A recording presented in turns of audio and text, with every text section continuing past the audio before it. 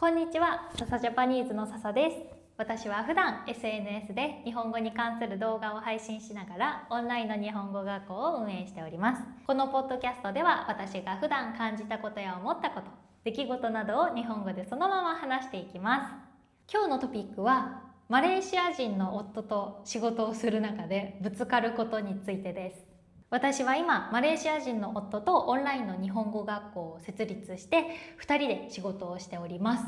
夫とはもう8年ぐらい一緒にいて、文化の違いでぶつかることはほとんどなくなっていたんですが、仕事を一緒にする中でやっぱり考え方が違うんだなって思ってぶつかることが最近結構あったので、それを今日はご共有しようと思います。最近何でぶつかったかでいうと、仕事の進め方の違いでかなりぶつかりました。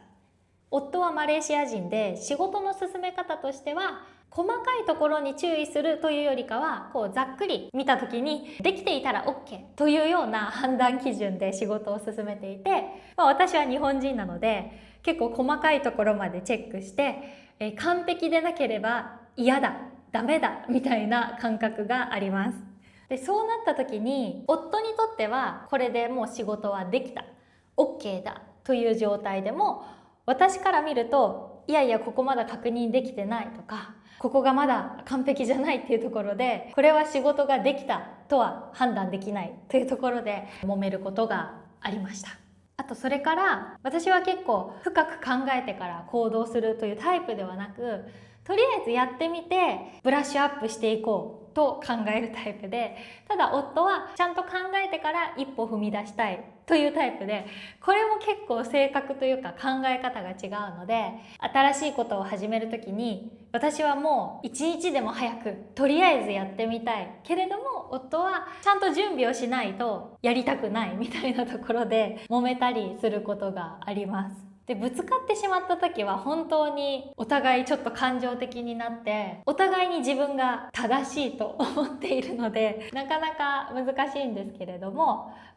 冷静になるとただただ仕事の考え方が違うっていうところだけで、見方を変えればお互いに真剣に仕事を向き合っているからこそぶつかるのかなと思います。それから夫婦で仕事をしていると難しいなって思うのが、やっぱり私はフェアな関係でいたいと思ってしまうので、普通の組織であれば上司と部下という立場があれば上司の方に意見を合わせて物事を進めていくことになりますが、やっぱり夫婦なのでお互い同等の立場で話し合ってしまうっていうところで、なかなか折り合いがつけられないこともあります。今3年以上2人で会社をしていて、なんとかここまでやってこれているので、もうちょっと早く折り合いをつける方法を探りながらどんどん前に進んでいけたらいいなと